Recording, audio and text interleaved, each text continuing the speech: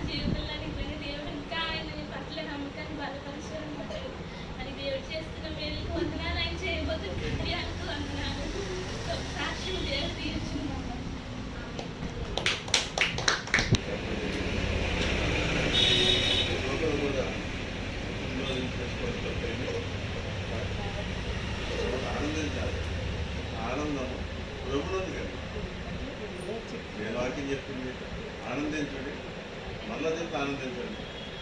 ప్రభునందు వెళ్ళాలని సంతోషంగా ఉన్నాను కాబట్టి ఒకరు ఆనందించాలి. ఆ ఆనందం ప్రభునందు కలిగి ఉంటుంది.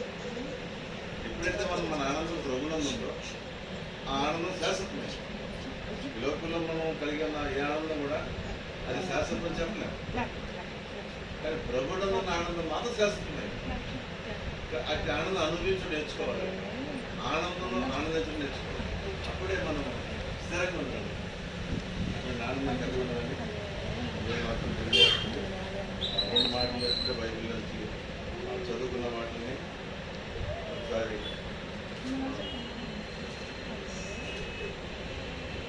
ధ్యానం. యెహోవాయందు భయభక్తులు కలిగి ఆయన త్రోవలైన నడిచేవారు అందరూ ధన్యులు. కాబట్టి యెహోవా అంటే నాకు తెలిసిన విషయం. ఉన్నవాళ్ళందరూ ఆయన లేని సమయం లేదు, ఆయన లేని సమయం లేదు. అన్ని చోట ఉన్న ఆ దేవుడు ఆనంద భయభక్తులు కలిగి ఉంటాడు.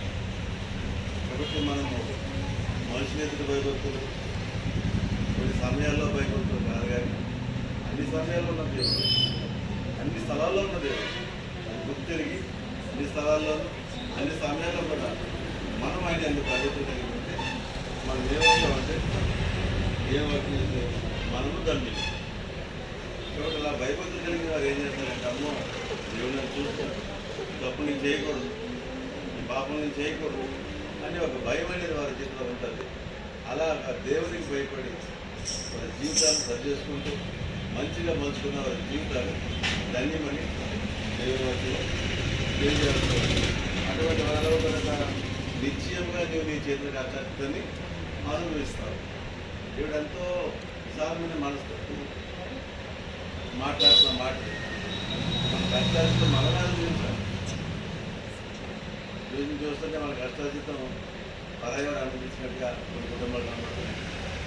కొన్ని కుటుంబాల కష్టాలతో అంతా కూడా ఆ బ్రాంతి షాపులు పాలైపోతుంది. కొన్ని కుటుంబాల్లో కష్టాలతో అంతా కూడా మందులు పాలైపోతుంది. కొన్ని కుటుంబాల్లో అప్పులు పాలైపోతుంది. ఇలా ప్రతి ఒక్క కష్టం కూడా అనుభవించలేకపోతున్నారు. అలా అనుభవించకపోవడం వల్ల కారణం ఏంటంటే దేవుని భయపడుతున్న వాళ్ళు లేకపోవడం. ఎవరైతే దేవుని భయపడుతూ ఉంటారో వాళ్ళందరూ కూడా వాళ్ళ కష్టాన్ని అనుభవిస్తారు, దాంట్లో వాళ్ళు ఆనందిస్తారు. కాబట్టి మన కష్టం మనం అనుభవించడం అనేది రాజకీయం అలా ఉన్న దేవుని వాక్యం కోరుతుంది. ఈ లోపలి నీ భార్య ద్రాక్ష బల్లి వలె, నీ భోజనం పళ్ళ చుట్టూ నీ పిల్లలు ఒలివ మొక్కల వలె అందరూ. చాలా మంచి మాటలు ఇవి. కాబట్టి మన లోపలి భార్య పిలవడంట ఫలించే ద్రాక్ష బల్లి వలె ఉండాలి. అలాగే మనం భోజనం చేసే భోజనం మాకు ఒక్క కూడా మన పిల్లలు ఉండాలి, ఒలివ మొక్కలు ఉన్నాయి. ఈరోజు చాలా కుటుంబాల్లో ఎలా ఉన్నాయంటే లోపల ఒక సామెత ఉంటుంది, తులసి వనంలో గంజాయి మొక్క అంట. అంటే మంచి ప్లేస్లో చెడ్డ మొక్క అని. గంజాయి మొక్క మంచి మొక్క, లోపల చాలా మొక్కలు ఉన్నాయి. దురదగుడ్డ మొక్క ఉంటుంది, అది అందరినీ ఇబ్బంది పెడతా ఉంటుంది. ఇలాగ రకరకాల మొక్కలు ఎన్నో ఉన్నాయి, చెడ్డ మొక్కలు. శ్రేష్టమైన మొక్కతో దేవుడు పోతున్నారు. అలా భయభక్తులుగా మా తుడుగా ఉందంటే వారు పుట్టిన పిల్లలు ఎలా ఉంటారట, ఒలివ మొక్కలు వాళ్ళే ఉంటారు. ఒలివ మొక్క ప్రత్యేకత ఏంటంటే దేవుని సన్నిధిలో వెలిగించబడే దీపానికి దాని నుంచి నూనె చేస్తారు. Olive oil. ఒలివ మొక్క అంటే ఆలివ్ ఆయిల్. ఈ ప్రపంచంలో నెంబర్ 1 ఆయిల్ ఏదైతే ఆలివ్ ఆయిల్, దాని తర్వాత మిగిలిన ఆయిల్స్. కాబట్టి మనకు తెలిసిన మార్కెట్లో కాదు. కాబట్టి ఆ ఒలివ నూనెతోనే దేవుని సన్నిధి దీపారాధన చేయాలి. పాత నిబంధనలు అంటే మన పిల్లలు ఎలా ఉంటారంటే దేవుని కొరకు వాడబడేటువంటి ఆ వ్యక్తులుగా వాళ్ళు ఉంటారు, దేవుణ్ణి సంతోషపరిచేవారుగా ఉంటారనేది దేవుని యొక్క వాక్యం.